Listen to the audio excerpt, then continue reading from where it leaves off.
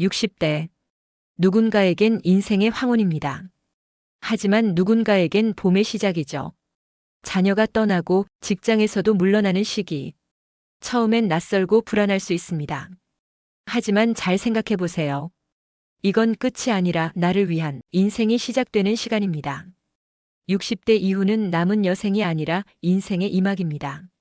누군가를 위한 삶이 아닌 나를 위한 삶이 시작되는 거죠. 그동안은 달려오느라 바빴습니다. 뒤돌아볼 시간도 쉬어갈 여유도 없었죠. 그러나 지금은 다릅니다. 멈춰서 숨을 고를 수 있는 시간입니다. 많은 사람들이 60대를 마침표라고 생각합니다. 하지만 실은 쉼표입니다. 가족을 위해, 회사를 위해, 자식을 위해 달려온 시간. 이제 그 시간을 되찾을 차례입니다. 친구와 커피를 마시고 공원을 걸으며 아침 햇살을 맞고 오래 미뤘던 여행을 떠나는 것. 단순하지만 이런 것들이 진짜 행복입니다.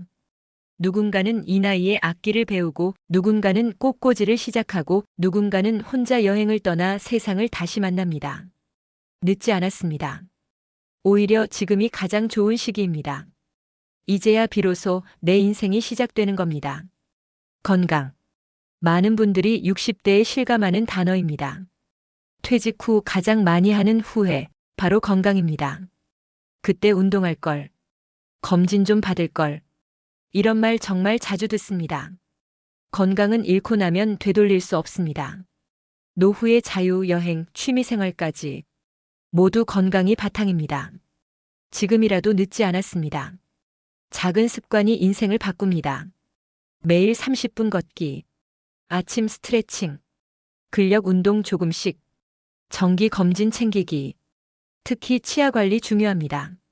식사가 무너지면 건강이 흔들립니다. 작은 관리가 큰 차이를 만듭니다. 건강은 미래의 보험이자 노후의 자유 그 자체입니다. 그리고 돈. 좀 더 저축할 걸. 뭔가를 배워둘 걸. 퇴직 후 가장 많이 듣는 말입니다. 노후엔 큰돈보다 중요한 건 흐름입니다. 꾸준한 현금 흐름, 그리고 지출 관리. 수입이 끊기면 불안감이 커집니다.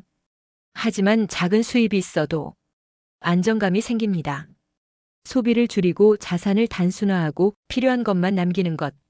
취미를 수익화하거나 파트타임으로 조금씩 벌어도 괜찮습니다. 금액보다 흐름이 중요합니다. 흐름이 있으면 자신감이 생기고 자신감이 삶을 단단하게 만듭니다. 돈은 목표가 아니라 수단입니다. 자유를 만드는 게 아니라 지켜주는 것입니다. 노후에는 피할 수 없는 현실도 있습니다. 늘어나는 의료비, 간병 비용, 줄어드는 연금, 팔리지 않는 부동산, 자녀의 부담까지. 이건 누구에게나 찾아옵니다. 하지만 미리 준비하면 다릅니다. 건강을 지키고 자산을 단순하게 만들고 불필요한 지출을 줄이고 유동성을 확보하세요. 준비한 사람과 그렇지 않은 사람의 노후는 완전히 다릅니다.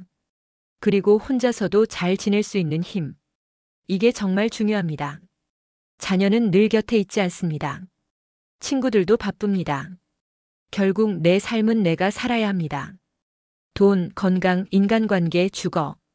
이 네 가지의 균형이 핵심입니다.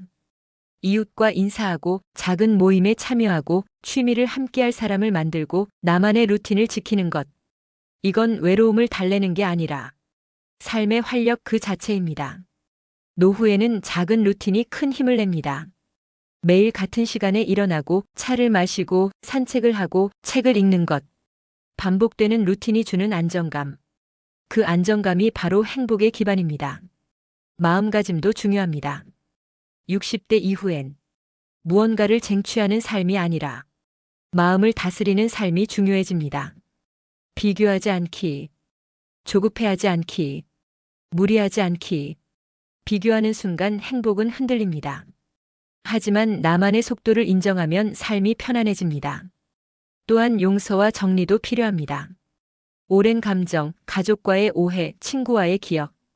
이제는 이 모든 것을 내려놓을 시간입니다. 노후는 싸우는 시간이 아니라 가볍게 살아가는 시간입니다. 마음의 짐을 덜어내야 인생 이막이 시작됩니다. 취미는 노후의 엔진입니다. 걷기, 독서, 사진, 여행, 글쓰기, 텃밭 가꾸기.